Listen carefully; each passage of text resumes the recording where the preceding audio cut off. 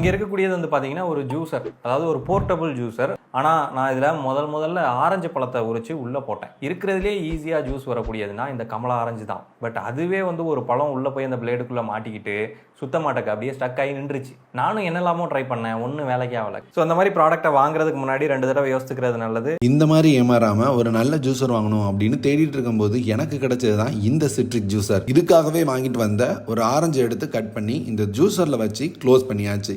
On பண்ணுறதுக்கு first long press பண்ணிவிட்டு அடுத்து பட்டனை சிங்கிள் கிளிக் பண்ணுறது மூலமாக ஜூஸர் ரன் ஆக ஆரம்பிச்சிடும். ஸோ எந்த அளவுக்கு ஜூஸை புளியுது அப்படின்றத நீங்களே பாருங்கள். நானே எதிர்பார்க்கல இவ்வளோ நல்ல ஜூஸ் புளியும்னு.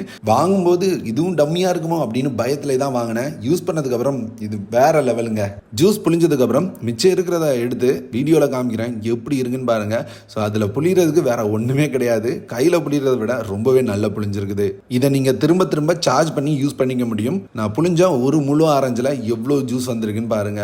நமக்கு கிடைச்ச ஜூஸ் எவ்வளோ திக்காக இருக்குன்னு பாருங்க. சுகர், ப்ரிசர்வேட்டிவ்ஸ் எதுவுமே இல்லாத ஜூஸ் உடம்புக்கும் ரொம்பவே நல்லது. ஆரஞ்சு, சாத்துக்குடி, லெமன் போல சிட்ரிக் ஜூஸ் ஃபுல்லாக புளிஞ்சிக்கலாம் அப்படின்னு சொல்லியிருக்காங்க. இதெல்லாம் நல்லா இருக்கடா, தர்பூசணி புளியலாமா அப்படின்னு ட்ரை பண்ணி பார்த்தேன். ஆனால் ரிசல்ட் ரொம்பலாம் நல்லா இல்லை. ஆரஞ்சு, சாத்துக்குடி ஜூஸ்லாம் புளிக்கிறதுக்கு வேற லெவல் ஒர்த்தான ப்ராடக்ட். வேலை முடிஞ்ச உடனே இந்த மாதிரி தனித்தனியாக கலத்தி உங்களால் கழுவி வச்சுக்கவும் முடியும். வாங்கணும்னு நினச்சிங்கன்னா லிங்க் கீழே டேக் பண்ணுறேன், பயோலையும் கொடுத்துருக்கேன், செக் பண்ணி பாருங்கள்.